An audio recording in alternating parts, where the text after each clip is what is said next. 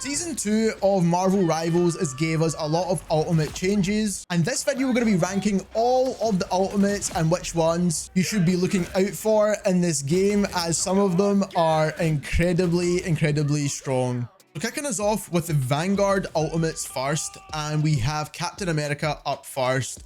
And I think this ultimate is actually extremely powerful when it comes to keeping your teammates alive and acting as an additional support ultimate for your team.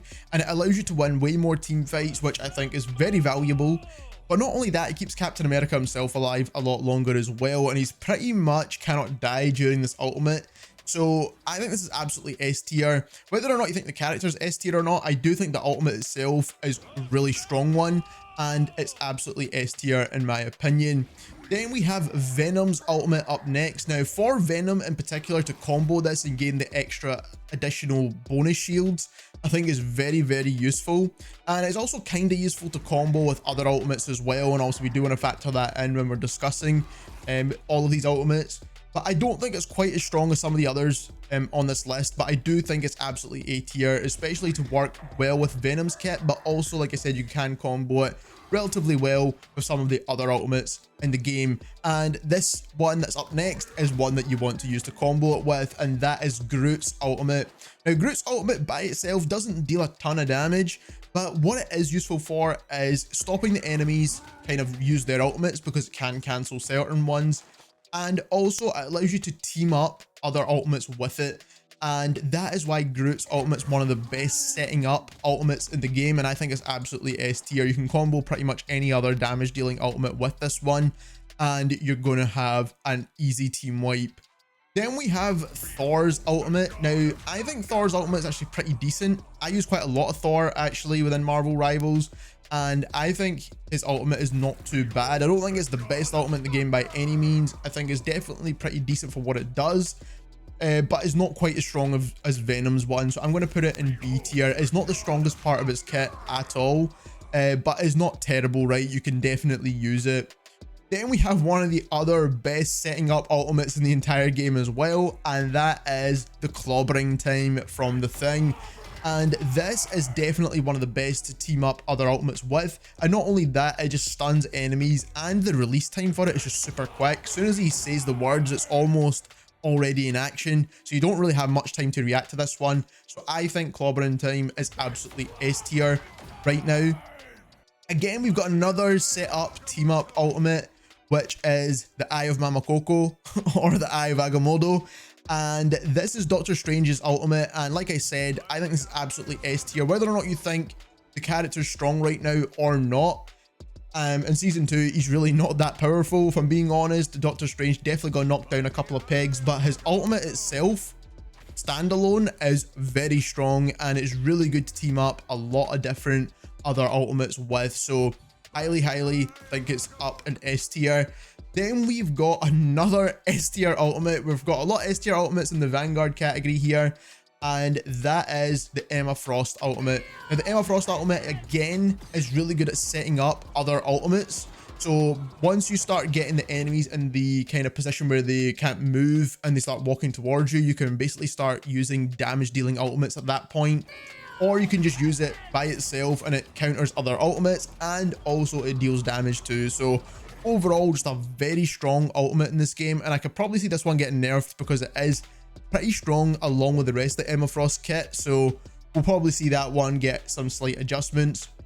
Next up, we've got Penny Parker's ultimate, and I think Penny Parker's ultimate is not that great, if I'm being honest. You can use it and do relatively well. I just don't think it's as good as any of the other ultimates on this list right now. I think people that do main Penny Parker can get some value out of this, but I personally think it's C tier. For an ultimate in and of itself, I don't really think it's game changing at all. I don't find myself being scared when this ultimate gets popped, to be honest. So that is why I'm going to put it in C tier. It could be B tier if you know how to use it correctly, but like I said, I just don't think it's the strongest part of Penny Parker's kit. Then we've got Magneto's ultimate. Now, I think Magneto's ultimate is extremely good at working as a defensive ult. I think that's the main way you want to use it. When there's so much damage getting input to your team, you just want to use it in that instance. When someone pops a Star-Lord ultimate or a Punisher ultimate, you could basically cancel that out by using Magneto's ult. And for that reason, I think it's A tier. I don't think it's absolutely game changing, even if you land a direct hit on an enemy with the full max damage. I just don't think it deals that much damage. So like I said, Magneto's ultimate is definitely A tier. It could be S tier, but I think the other ones higher up on this list are just a little bit easier to use and just make a lot more game-changing scenarios. Then we've got the Hulk's ultimate. Now, the Hulk's ultimate is a bit of a strange one. It's a bit of a difficult one to use. It's good for keeping Hulk alive a lot longer because it essentially replenishes his full HP back, which I think can be very useful.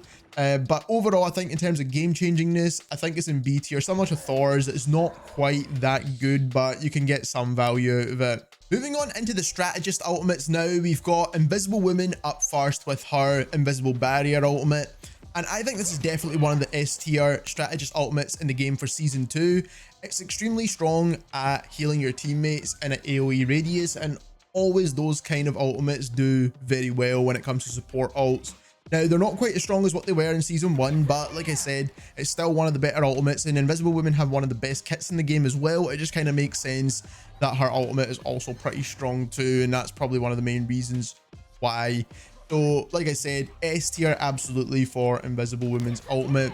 Then we've got Luna Snow's ultimate, which again is another S tier ultimate. For a support ult, I think this is probably the best in the game, right next to Invisible Women's one. I think those are the two best when it comes to support ults, and definitely an extremely strong one, especially for the damage boost and for the healing boost. And if you know how to team it up well, again with either other ultimates or with just other abilities in general for that damage boost, you're going to get tons of value out of this one. I think it's like a little bit better than the Invisible Woman one just for that reason alone, and is not a stationary ultimate, whereas you can move around and heal your teammates and kind of get some value that way.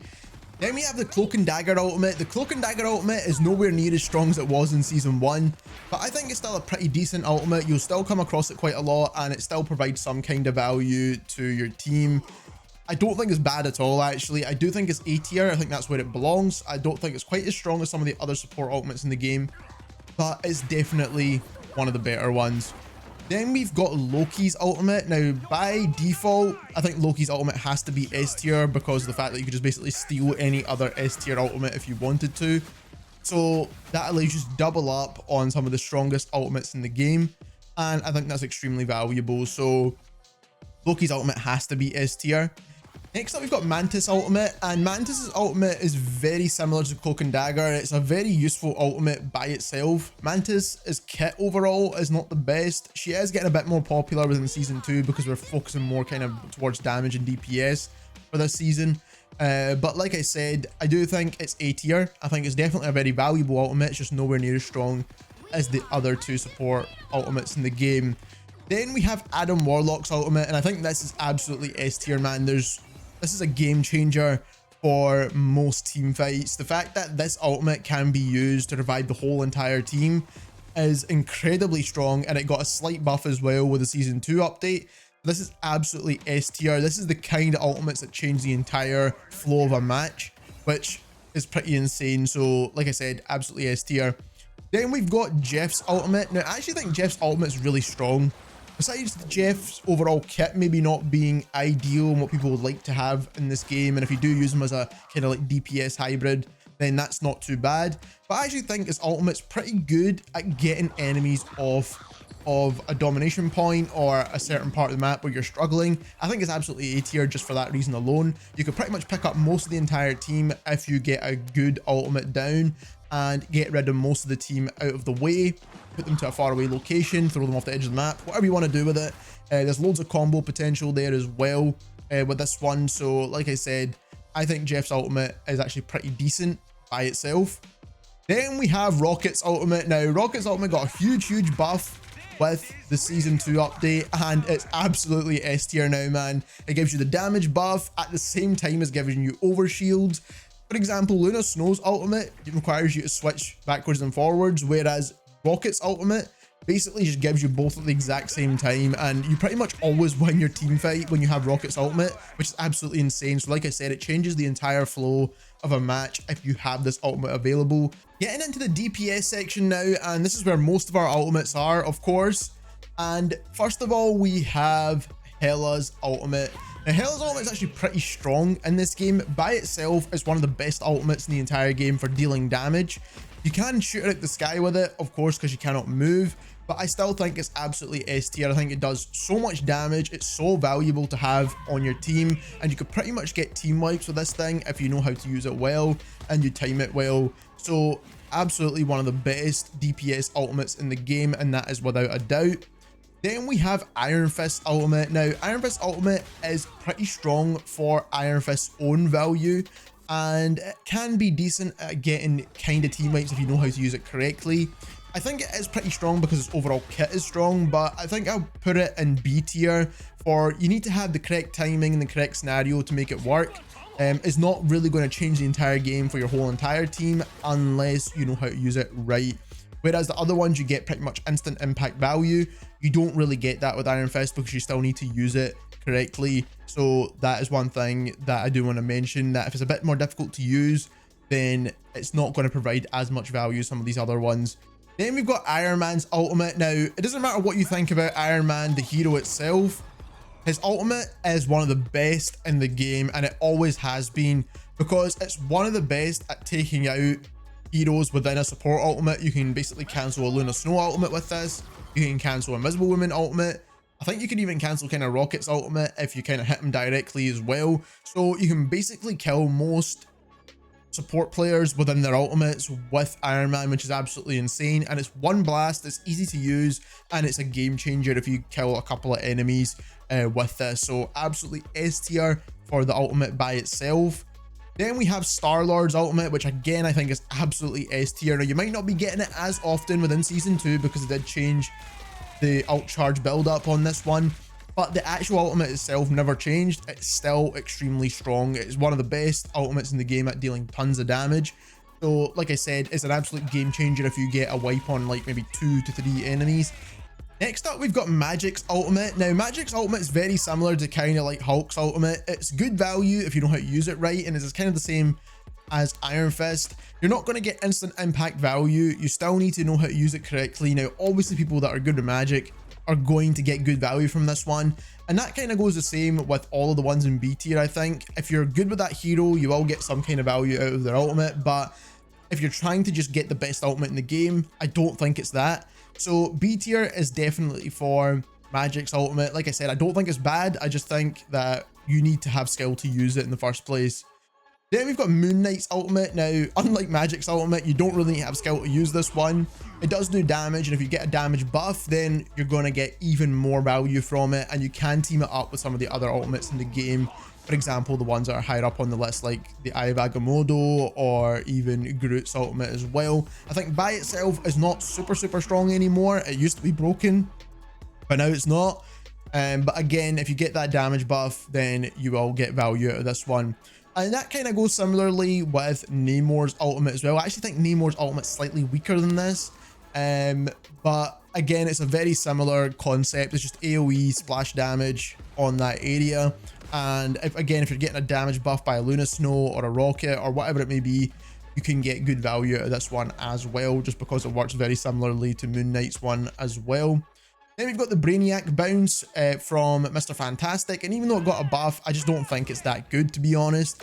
You can get value out of it if you're probably a really good Mr. Fantastic player, but I think it's in C tier. I think it's probably the worst part of his kit, if I'm being perfectly honest with you. His survivability has been improved during the ultimate, but again, you're not going to get too much value out of it in the first place, right? Next up, we've got Black Panther's ultimate. Now, when it comes to Black Panther's ultimate, I think for his kit, it makes sense. For his overall gameplay right now, it's a bit difficult because his hit reg is not great, and the character itself is not that strong at the moment. Even though you can get value if you're a really good Black Panther player, but let's be honest, no one's even using him in the higher levels. Right now, his ultimate's not really that strong either. No one's going to be scared of a Black Panther ultimate in this game, and I actually think it's one of the only F tier ultimates in the game. Now, you can get value if you're a very good Black Panther player, but like I said, no one's really using him at the moment. Then we have Hawkeye's ultimate, and I actually think Hawkeye's ultimate's pretty strong in this game right now. I don't think it's S tier by any means, but I do think that it's good at getting some easy kills with it, and I think it's A tier. You can definitely get some insanely good value out of Hawkeye's ultimate, especially the fact that there's a lot of group walls and stuff going on right now. And if you get that kind of tracer behind the enemy player, you can get an easy kill on pretty much any target you want. And I think that is a very, very valuable thing to have. Plus, Hawkeye got tons of buffs anyway, so people will be using him a lot more as well. So I think it's very, very useful. Psylocke's ultimate, again, is a pretty strong one, but you need to know how to use it right to get good value out of this, as it's pretty easily countered, in my opinion. Especially if you just stand a lot of people in the radius of where she does damage, or if you just walk out of the radius of where she does damage, that's pretty easily countered. It's a good team up ultimate, and that's why I want to put it up slightly higher than I probably would have. I probably would have put it in B tier if I'm being honest, but because you could team it with a lot of the other ultimates in the game, I'm going to put it in A tier for that reason. Plus, Psylocke's a pretty strong hero as well right now. Then we have Punisher ultimate, and Punisher ultimate's absolutely A tier. Again, it teams up really well with a lot of other ultimates in the game. It's basically just a big flurry of additional damage for your team, and that can be useful in certain scenarios. It's also very easy to use and team up with other ones as well. So like I said, Punisher ult is pretty decent there.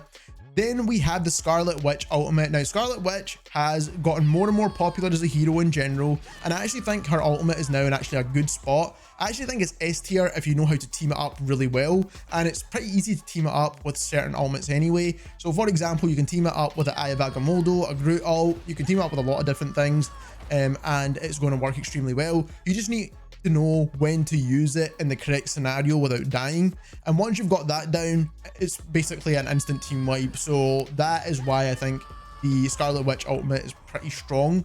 Then we have Squirrel Girl's ultimate. Now, for some reason, I feel like in season 1 this was a lot stronger than it is in season 2. I don't think they've made any changes. I don't know if it's just the addition of different heroes that have made this ultimate not quite as powerful as it was before. I think you can get some value out of the damage from this, but I just don't think it's nearly as good as what it was in season 1 for some reason. And I've played a lot of Squirrel Girls, so I just don't know why it doesn't feel as good to me. I would have put it in A tier last season, but in this season I'm putting it in B tier. You'll probably get a kill or two from this if you know how to use it in the correct timing. But in the current meta, I just feel like it's not that strong right now, even though it never really got any adjustments. Then we have Winter Soldier's ultimate, and I think right now, just because Winter Soldier himself is not super popular, it makes it difficult to kind of put it in S tier. I do think it's absolutely A tier, or it could be S tier arguably, to be honest. But right now, I think in the current meta of this game, Winter Soldier's ultimate is A tier. It's not an absolute game changer, but it is a pretty decent one if you can get a couple of resets on it as well. Then we've got Spider-Man's ultimate, and in the current meta right now, I'm actually going to have to say this is S tier. Just the way that Spider-Man is getting used quite a lot right now, the way that they're teaming it up, the fact that Magneto can bubble him during that.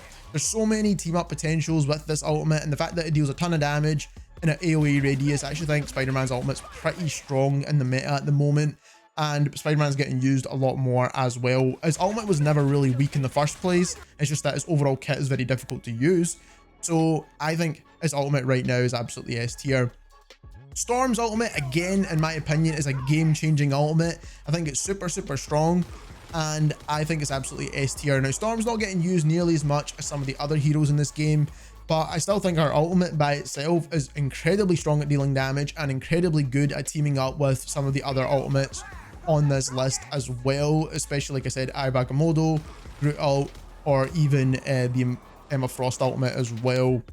Then we have Supernova from Human Torch, and Human Torch's ultimate is probably the weakest part of his kit at the moment. I know a lot of people are saying Human Torch is an absolutely meta hero and stuff, and to be honest, I still don't really see it, but regardless, I think this ultimate is a relatively decent one. Again, I find it tough to get some really good value out of this, but like I said, I think it's B tier for the ultimate. It can be useful. It's not one of the better ones in the game. Next up, we've got Black Widow's ultimate. Now, Black Widow's ultimate got a buff for the Season 2 update and is actually pretty strong now, in my opinion. I don't think it's like incredibly good by any means. It's not one of the better ultimates in the game, but I do think it's B tier. I think there's some value to be had with this ultimate. It's probably one of the best slowing ultimates in the game. So if you're trying to slow down enemy players, I have died to it once or twice. So I'm going to say it's a pretty decent ultimate in this game. I don't think it's game changing, but I think it is good value if you know how to correctly time it. Similarly, like I said, to Thor, Hulk, Iron Fist, and the magic ones. If you time them right, you can get some good value out of it. Then we have Wolverine's ultimate. Now, I'm going to have to put Wolverine's ultimate in F tier. Now, the reason for that, I think it's actually a very good ultimate. I don't think it's game-changing by any means, but I actually think it's a bit buggy at the moment, and that's the reason why I'm putting it in F tier. Because the hitbox, when you launch people up and try and dive down, I feel like I'm missing more times than I'm not, and I'm actually like launching up quite a few enemies at a time. And I play a lot of Wolverine, but I think his ultimate kind of needs a bit of a rework with the size of the hitboxes. Just to make them a bit larger so you could pull the ultimate off a lot more often, and that will make Wolverine a lot stronger. People that kind of mained Wolverine last season are not really using him nearly as much this season as well, so that is something I do want to mention. But by itself, it's not really that strong, and it's not an ultimate I would choose to use. There we have it. That is all of the ultimates ranked inside season 2 of Marvel Rivals. Obviously, we'll be getting new heroes in this game as we progress, so if you want to see a future video on this, then don't forget to subscribe to the channel and leave us a like as well. And let me know what your thoughts on this tier list is down in the comments below, and thank you very much for watching.